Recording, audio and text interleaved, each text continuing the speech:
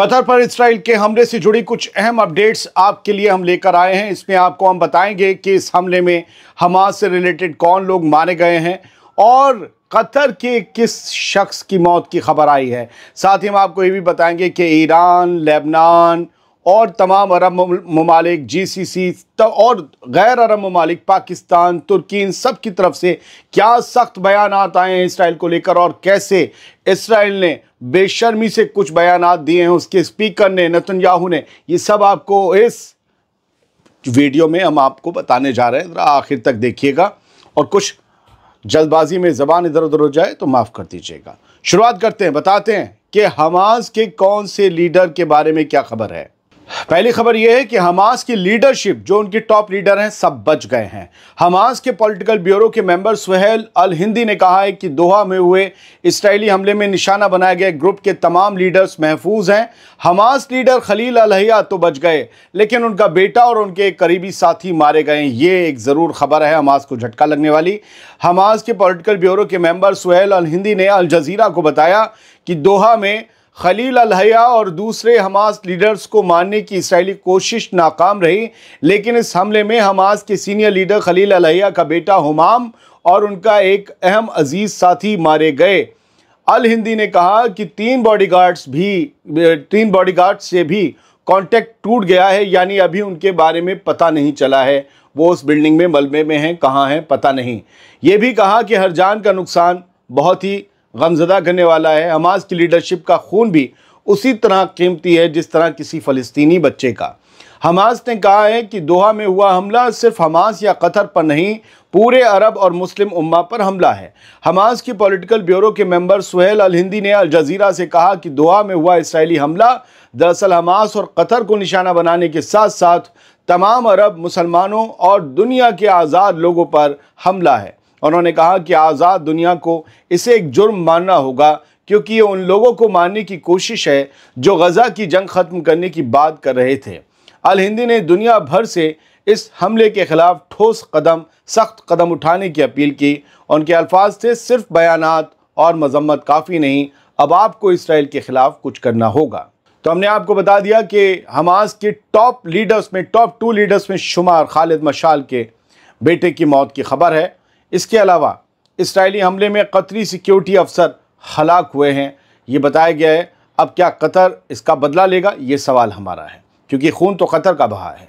Qatar की वजारत दाखिला ने ऐलान किया है कि इसराइली हमले के दौरान मुल्क की सिक्योरिटी फोर्स का एक अफसर हलाक हो गया, जबकि कई दूसरे ज़ख्मी हो गए।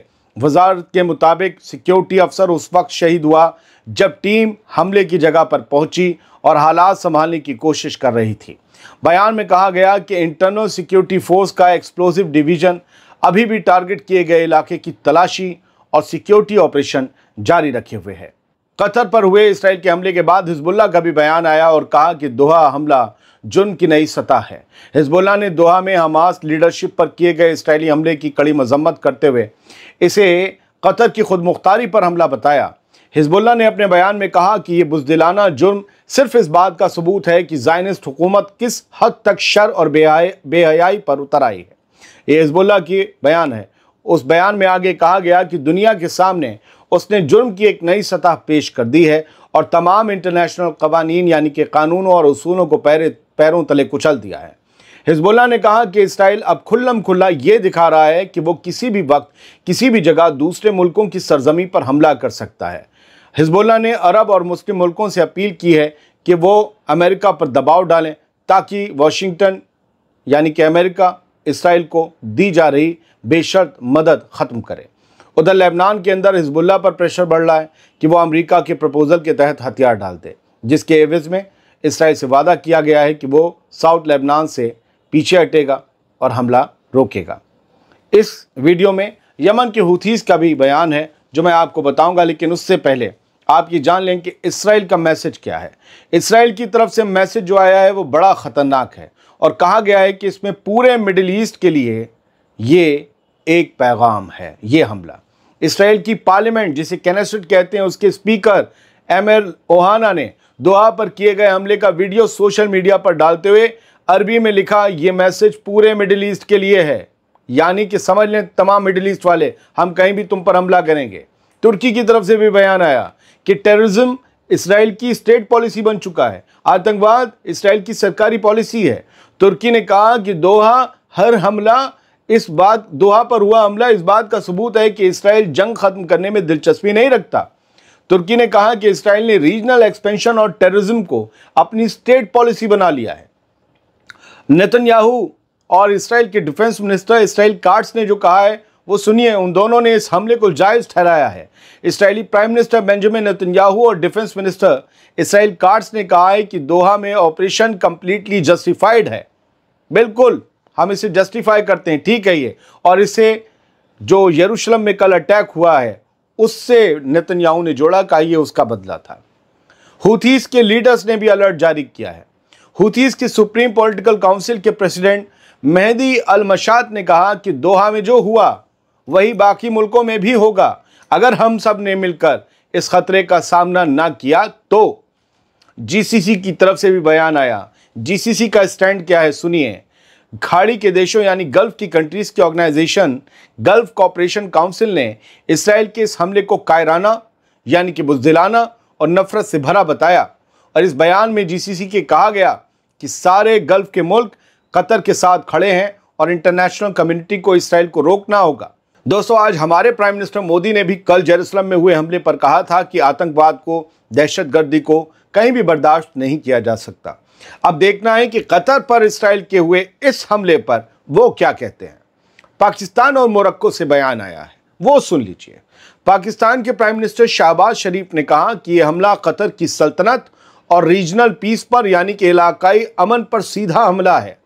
पाकिस्तान ने कतर और फ़लस्तीन दोनों से हमदर्दी जताई है।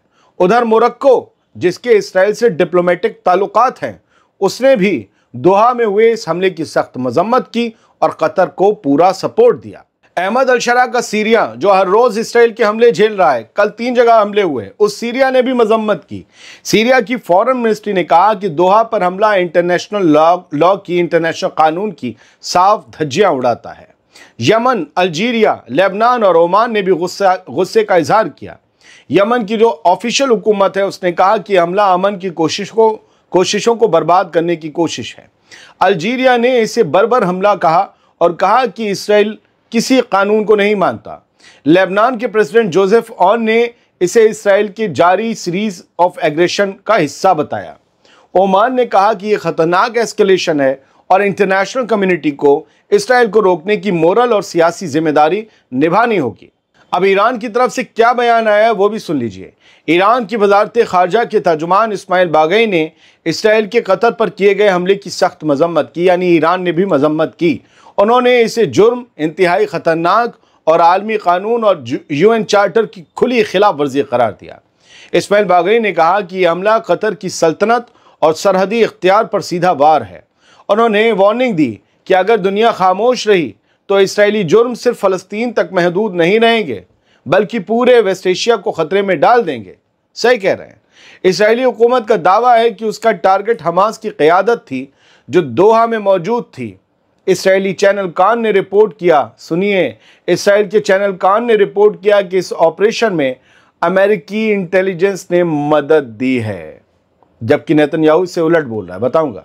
इधर एक आला कतरी ओहदेदार ने इसराइल को सख्त लहजे में लताड़ते हुए कहा कि दोहा पर यह हमला उस वक्त हुआ जब कतर अमेरिकी नुमाइंदे स्टीव विटकॉफ के बनाए गए होस्टेज डील फ्रेमवर्क को आगे बढ़ाने की कोशिश कर रहा था। यानी नेतन्याहू अमन नहीं चाहता। व्हाइट हाउस के एक ऑफिशियल ने कहा है कि अमेरिका को इस बारे में खबर थी कि आज क्या करने जा रहा है नेतन्याहू और IDF कतर के अंदर। ये है अमीर ओहाना, जिसने जो स्पीकर है नेसेट का, उसने ये वीडियो जारी किया है। ये है वो बिल्डिंग जहां पर बताया जा रहा है कि हमास के लीडर्स थे। देखिए, एक स्ट्राइक होती है, उसके बाद दूसरी स्ट्राइक होती है, ठीक है, यानी कि बिल्कुल मार देने के इरादे से ये हमला किया गया है। और इसने अमीर ओहाना ने लिखा है, this is a message to the all Middle East, पूरे मिडिल ईस्ट के लिए ये एक पैगाम है, यानी कहीं भी घुस के मारने की धमकी दे रहा है।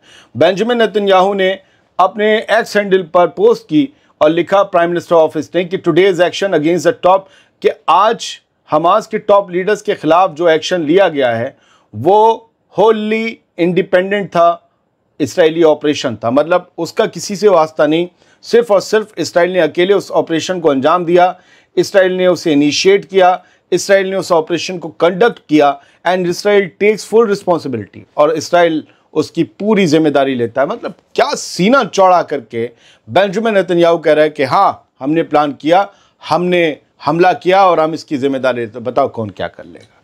ये एक तरीका चल रहा है। खैर, अभी की जो एक हेडलाइन अगर मैं आपको बताऊं तो अभी ये अपडेट होती रहेंगी, खबरें बहुत हैं। मुझे लगता है कि बाद में भी मुझे एक देर रात और एक वीडियो बनाना पड़ेगा। फ़िलहाल जो है ये कहा जा रहा है कि इसराइल ने टॉप हमास लीडर्स को टारगेट किया है और कहते हैं कि और प्राइम मिनिस्टर नेतन्याहू ने ये कहा है कि इससे गज़ा में जंग के खात्मे की राह आसान होगी। क्या वाकई? पता नहीं। आगे फिर जुड़ूंगा आपके साथ।